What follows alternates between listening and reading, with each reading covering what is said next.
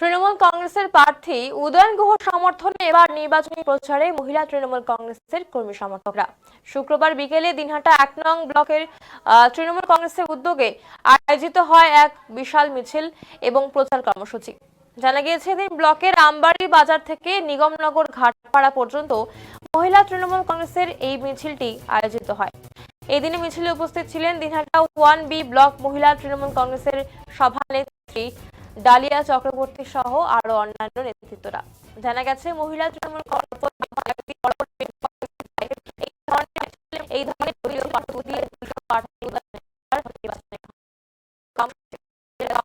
মহিলাদের চোখে পড়া।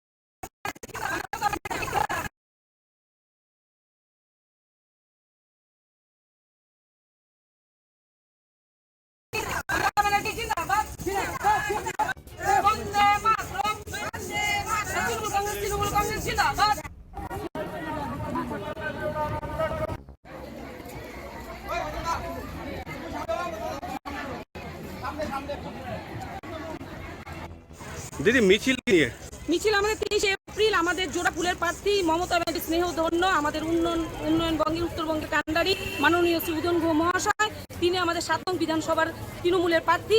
তাকে বিপুল ভোটে জয়ী করার জন্য আজকে দিনহাটা ভিলেজ টুয়ে আমাদের তৃণমূল মহিলা কংগ্রেসের তরফ থেকে আজকে মহিলাদের মিছিল। হ্যাঁ, কোথায় চলবে? আজকে আমরা আমবাড়ি থেকে শুরু করেছি, একদম নিগমনগর ঘাটপাড়া পর্যন্ত। এরকম মিছিলকে প্রতিদিনই চলবে আপনাদের? হ্যাঁ, কালকে আছে আমাদের ভিলেজ ওয়ান ফকিরকালী অঞ্চলে, আমাদের রোববার আছে ভ্যাকান্সিতে, আর সোমবার আছে আমাদের কত সারা পাচ্ছেন?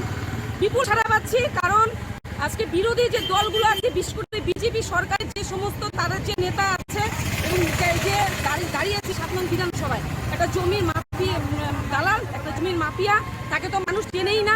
আর সবচেয়ে বড় কথা, বিজেপির যে কাজকর্ম 5 বছরে তো কোনো উন্নয়নই করেনি, তাদের কোনো উন্নয়ন নেই। 5 বছর তারা মানুষের সঙ্গে থাকে না, সেখানে এমনিতেই তো মমতা ব্যানার্জি এগিয়ে আছে। আর 7 নং বিধানসভার আমাদের যিনি প্রার্থী আমাদের উদয়ন গুহ মহাশয়, তিনি সব সময় সাধারণ মানুষের পাশে থাকেন, আমাদের মহিলাদের পাশে থাকেন, তাই তার জয় তো নিশ্চিত। কিন্তু তাই তিনি